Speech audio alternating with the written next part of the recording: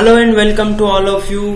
इस वीडियो में हम 12 अकाउंट्स के इम्पोर्टेंट क्वेश्चंस जो है थ्योरी के क्वेश्चन जो एग्जाम में ज़्यादातर आते हैं वो हम आज आपको बताने वाले हैं। तो चलिए स्टार्ट करते हैं। उससे पहले हम आपसे रिक्वेस्ट करना चाहते हैं कि हमने कई कंसेप्ट पर अकाउंट, बीएस और इको, उसके अलावा 10th और 12 पीसीएम के लिए हमने कई कंसेप्ट पर वीडियोस बनाए हैं और आपकी हेल्प के लिए हमने बहुत सारे वीडियोस अपलोड किए हैं हमारे YouTube channel RS institute Pithampur पर। तो आप जाए और प्लेलिस्ट में वीडियोस देखें और लर्निंग हमेशा जारी रहना चाहिए, इसलिए आप इन वीडियो से सीखते रहे। और अगर आपको इनसे कुछ बेनिफिट मिलता है, आपको वीडियोस अच्छे लगते हैं, पसंद आते हैं, तो आप प्लीज़ उन्हें लाइक, शेयर और सब्सक्राइब करें। हमारे बहुत से वीडियो ऐसे हैं जिनमें हमने बहुत टफ कंसेप्ट को क्लियर किया है बहुत ही सिंपल लैंग्वेज में, लेकिन उन टफ कंसेप्ट को समझने के लिए ये आवश्यक है कि आप उन्हें अंत तक देखें। पूरा वीडियो आपको देखना बहुत ज़रूरी है। आप पूरा वीडियो देखोगे तब उस कंसेप्ट की बेटर अंडरस्टैंडिंग आपके पास होगी। तो आई होप कि आप समझ चुके होंगे और आप हमारे वीडियोस को पूरा देखें। आई होप कि आप समझ चुके होंगे, आप हमारे वीडियोस को पूरा देखेंगे और उन्हें पसंद आने पर लाइक, शेयर और सब्सक्राइब भी करेंगे। चलिए तो हम स्टार्ट करते हैं। आज का हमारा टॉपिक जो है 12 के अकाउंट्स के इम्पोर्टेंट क्वेश्चन। तो हमारा जो पहला चैप्टर होता है नॉट फॉर प्रॉफिट ऑर्गेनाइजेशन होता है, लाभ न कमाने वाली संस्थाओं का लेखांकन। उसमें हमें सबसे पहले जो क्वेश्चन इम्पोर्टेंट है थ्योरी का वो है लाभ न कमाने वाली और व्यापारिक संस्थाओं में अंतर, डिफरेंस बिटवीन ट्रेडिंग कंसर्न और नॉन ट्रेडिंग कंसर्न। इन दोनों के बीच में डिफरेंस बहुत ज़्यादा इंपॉर्टेंट क्वेश्चन है ये। आप जानते हैं ट्रेडिंग कंसर्न व्यापारिक संस्थाएं वो होती है जिनका उद्देश्य क्या होता है, लाभ कमाना, जिनका मोटो होता है प्रॉफिट अर्न करना, जबकि नॉन ट्रेडिंग कंसर्न का ऑब्जेक्ट प्रॉफिट अर्न करना नहीं होता है। दूसरा जो महत्वपूर्ण प्रश्न है वो है प्राप्ति भुगतान खाता और रोकड़ बही में अंतर, difference between receipt and payment account and case book. तो रिसिप्ट एंड पेमेंट अकाउंट, प्राप्ति भुगतान खाता और रोकड़ बही, दोनों में डिफरेंस आपको बताना है। जो सबसे बड़ा मेन डिफरेंस होता है वो ये है कि केस बुक जो है वो पूरे ईयर तक प्रिपेयर की जाती है, डिटेल में होती है, जबकि साल भर हमने केस बुक में जो ट्रांजेक्शन को रिकॉर्ड किया है उसकी summary receipt and payment account होती है, जो at the end of the year prepare की जाती है। और भी डिफरेंस है, आप पढ़ेंगे तो बहुत ही सिंपल से क्वेश्चन है, दोनों डिफरेंस बहुत ही इंपॉर्टेंट है और इस चैप्टर से डिफरेंस आने के चांसेस जो होते हैं वो ज्यादा होते हैं। तीसरा जो इम्पोर्टेंट क्वेश्चन है वो है आय व्यय खाता बनाने की विधि, explain the method of preparing income and expenditure account. तो आय व्यय खाता बनाते हैं हम रिसिप्ट एंड पेमेंट अकाउंट प्राप्ति भुगतान खाते के बाद। प्राप्ति भुगतान खाते के बाद इनकम एंड एक्सपेंडिचर अकाउंट बनाने के लिए हमें ये ध्यान रखना होता है कि जो रेवेन्यू आइटम है, आगमगत है, उन्हीं को हमें लिखना है और जिनका संबंध चालू वर्ष से, करंट ईयर से रिलेटेड है वही हमें लिखना है, और जो भी प्रोविजन और एडजस्टमेंट है उनको भी ध्यान में रखना है। तो ये आपको थ्योरी फॉर्म में लिखना है। फोर्थ है again a difference between income and expenditure account and receipt and payment account. एक और अंतर, आय व्यय खाते और प्राप्ति भुगतान खाते में अंतर। तो यहाँ पर आय व्यय खाता और प्राप्ति भुगतान खाता, इन दोनों के बीच में अंतर भी बहुत ही इंपॉर्टेंट है। तो ये 4 क्वेश्चन है जो एग्जाम में आ सकते हैं फर्स्ट चैप्टर से। चलिए उसके बाद हम सेकंड चैप्टर पर आए तो इसके बाद सेकंड चैप्टर से पार्टनरशिप, साझेदारी, लेखांकन स्टार्ट हो जाता है। आपका फेवरेट साझेदारी, जिसमें सबसे पहले कैरेक्टरिस्टिक्स है, साझेदारी के लक्षण या विशेषताएं हैं जो लगभग आपको याद भी होगी। Legal agreement, division of profit, business profit from a business and numbers of partners, clear. Second है main contents of partnership deed, साझेदारी सल्लेख की मुख्य बात है जो आपको पता ही होगी। साझेदारी, फर्म का नाम व पता and name and address of the partners, capital from partners, drying of partners, interest on drawing, interest on capital, और लाभ का विभाजन, डिवीजन ऑफ प्रॉफिट, और ऐसे बहुत सारे पॉइंट्स है जो आपने पढ़े हैं। थर्ड है rules applicable in the absence of partnership deed. Partnership deed साझेदारी सल्लेख के अभाव में लागू होने वाले नियम। एक और इम्पोर्टेंट क्वेश्चन जो न्यूमेरिकल क्वेश्चंस के लिए भी बहुत इम्पोर्टेंट है। यहाँ पर आपने देखा होगा कि साझेदारी सल्लेख के अभाव में लागू होने वाले नियम दो थे, जर्नल रूल्स थे और अकाउंटिंग रूल्स थे, लेखांकन नियम थे और सामान्य नियम थे। सामान्य नियम में आपने बताया होगा कि संपत्ति का, फर्म की असेट्स का यूज कौन कर सकता है, नेग्लिजेंस होगा तो क्या होगा, ये सारी चीजें आपने जर्नल में पढ़े थे। जबकि अकाउंटिंग रूल में आपने पढ़ा था प्रॉफिट कैसे शेयर करेंगे और सैलरी देना है या नहीं, कमीशन देना है या नहीं, इंटरेस्ट ऑन लोन कितना देंगे 6% पर एनम, ये सब आपको याद होगा। फोर्थ है explain the profit and loss appropriation account. लाभ हानि वितरण खाता, नियोजन खाता क्या है, तो ये भी आप जानते हैं, पढ़ चुके हैं। इसमें एक और चीज इंपॉर्टेंट है, P&L अप्रोप्रिएशन अकाउंट में ही डिविजिबल प्रॉफिट क्या होता है, what do you mean by divisible profit, विभाजन योग्य लाभ क्या है, ये भी एक इंपॉर्टेंट क्वेश्चन होता है P&L अप्रोप्रिएशन अकाउंट में। तो ये भी हमारा फोर्थ हो गया कंप्लीट। फिफ्थ है difference between fix and fluctuating capital account. आप पढ़ चुके हैं कि कैपिटल अकाउंट बनाने की दो मेथड होती है, स्थायी और परिवर्तनशील।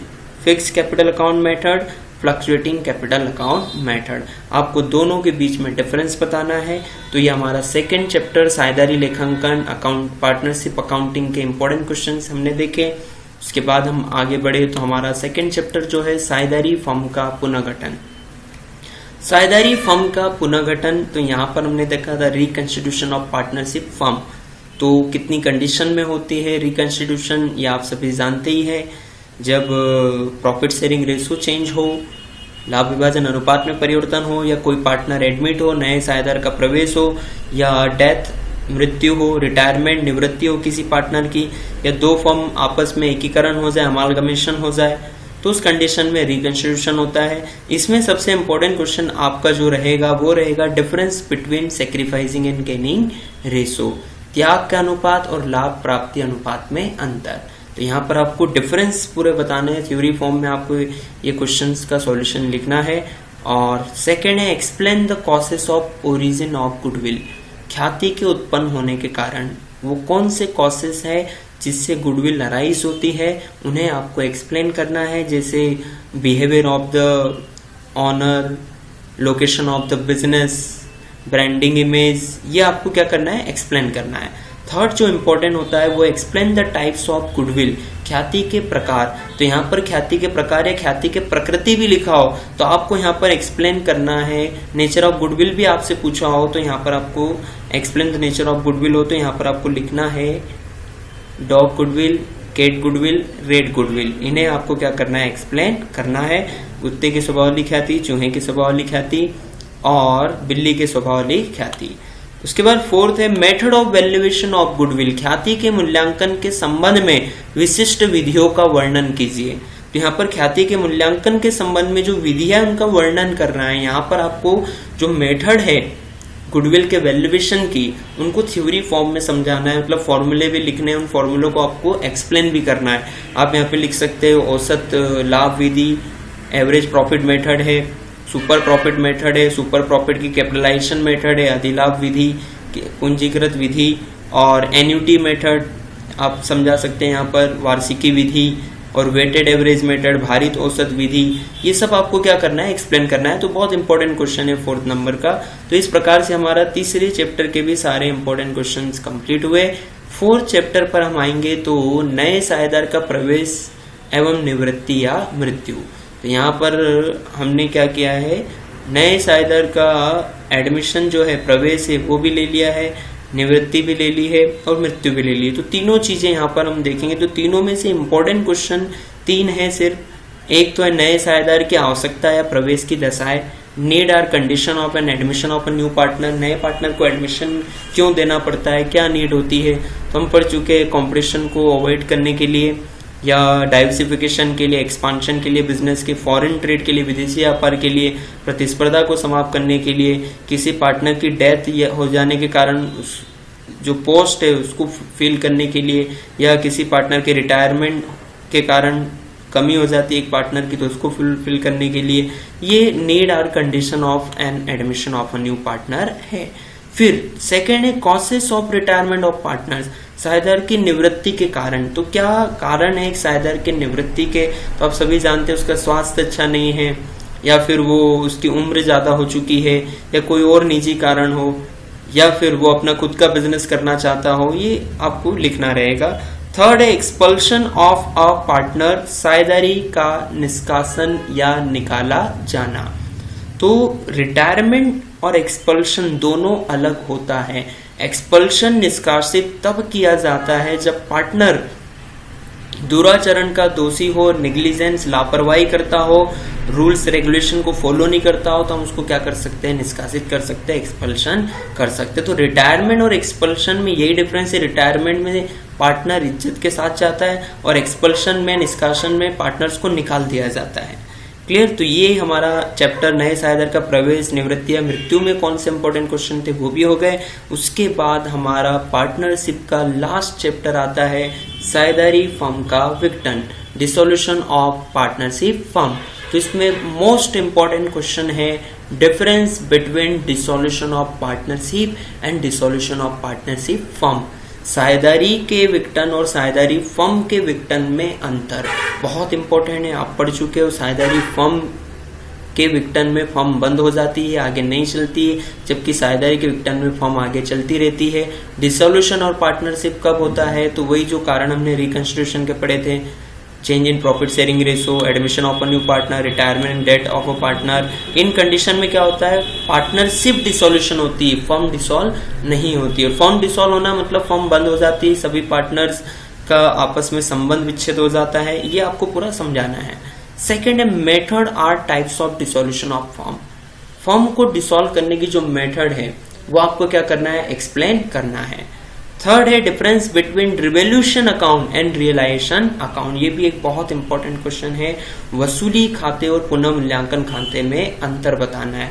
रियलाइजेशन अकाउंट तब बनाते हैं जब फर्म क्या हो जाए? डिसॉल्व। रिवोल्यूशन अकाउंट तब बनाते हैं जब पार्टनरशिप डिसॉल्व हो, फर्म डिसॉल्व नहीं हो।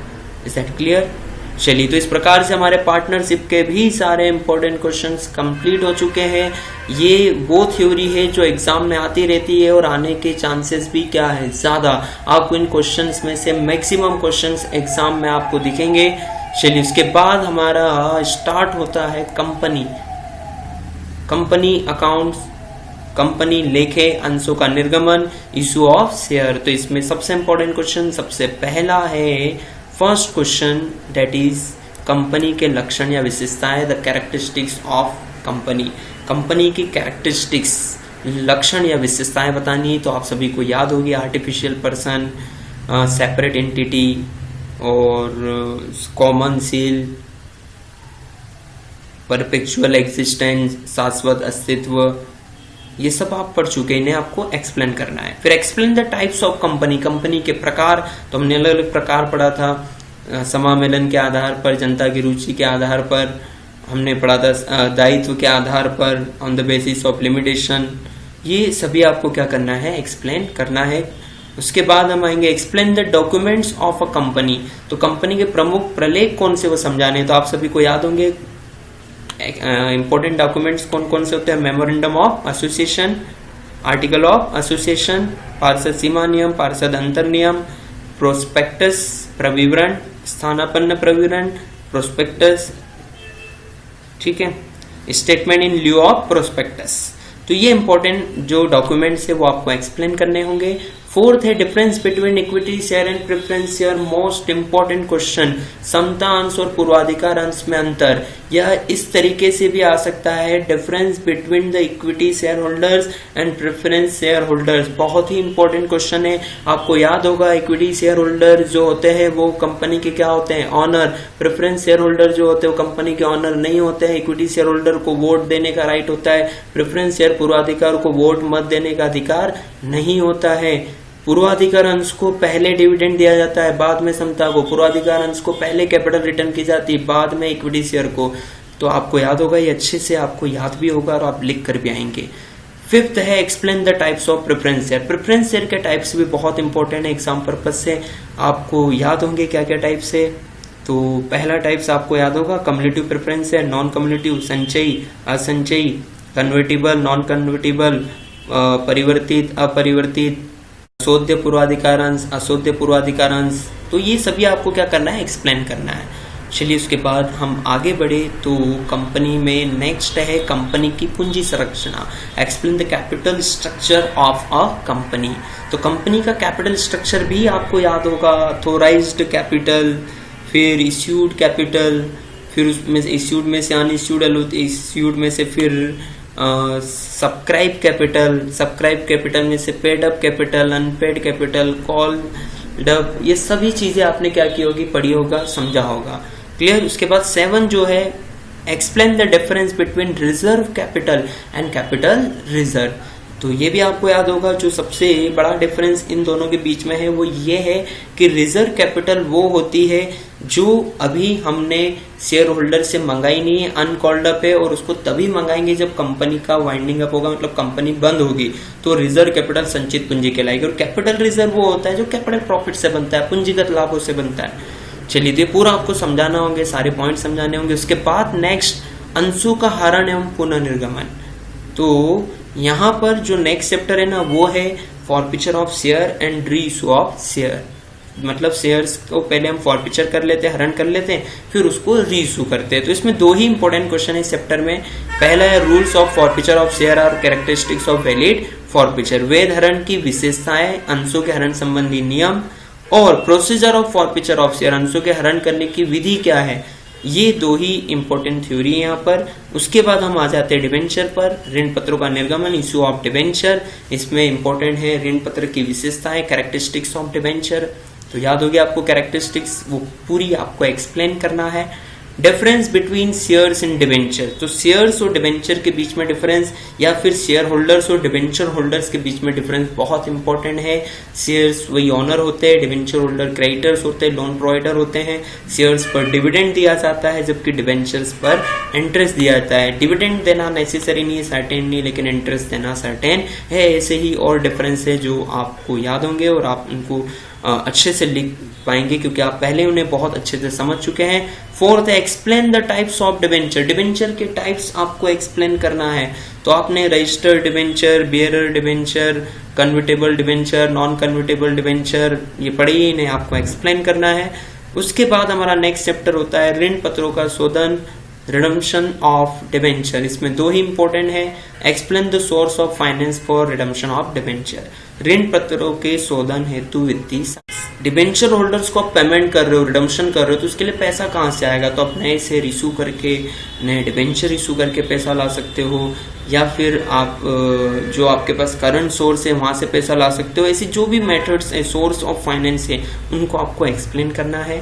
फिर methods of redemption of debentures, ऋण पत्रों के शोधन की विधियां, तो ये भी आप पढ़ चुके हैं। मेथड्स की कैसे हमें रिडम्पशन करना है, एक साथ लमसम में पेमेंट करना है, या नए डिबेंचर या शेयर इशू करके पेमेंट कर देना है, वो सारी मेथड्स आपको एक्सप्लेन करनी है कि कैसे हमें रिडम्पशन ऑफ डिबेंचर को पेमेंट करनी है या डिबेंचर का रिडम्पशन करना है।